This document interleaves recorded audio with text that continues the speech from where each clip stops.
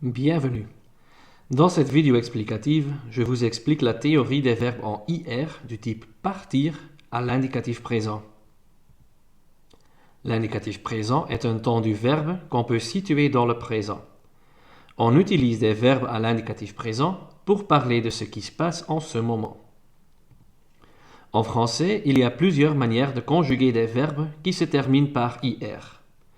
Une de ces manières est le type partir. Il y a 6 verbes qu'on conjugue selon ce type. Ce sont les verbes partir, servir, mentir, dormir, sentir et sortir. Quand on hésite quel verbe se conjugue comme partir, on peut regarder les premières lettres des infinitifs.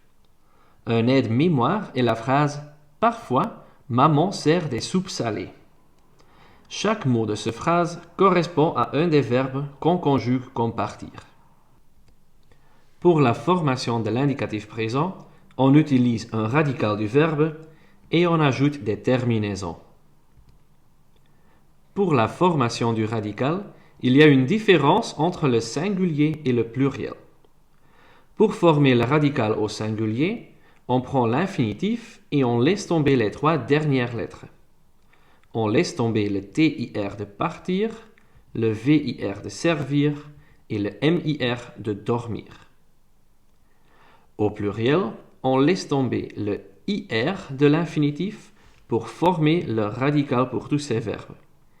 Il y a donc un autre radical au singulier qu'au pluriel. On utilise les mêmes terminaisons pour les verbes en IR, type partir, que pour les verbes du type finir.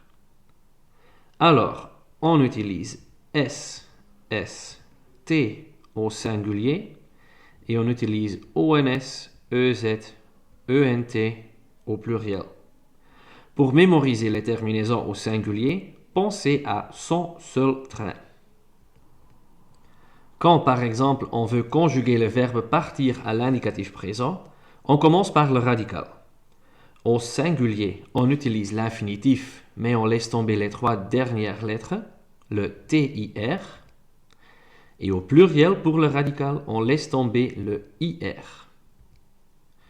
Puis on ajoute les terminaisons S, S, T, son seul train, ONS, EZ, ENT. Je pars, tu pars, il part, nous partons, vous partez, ils partent.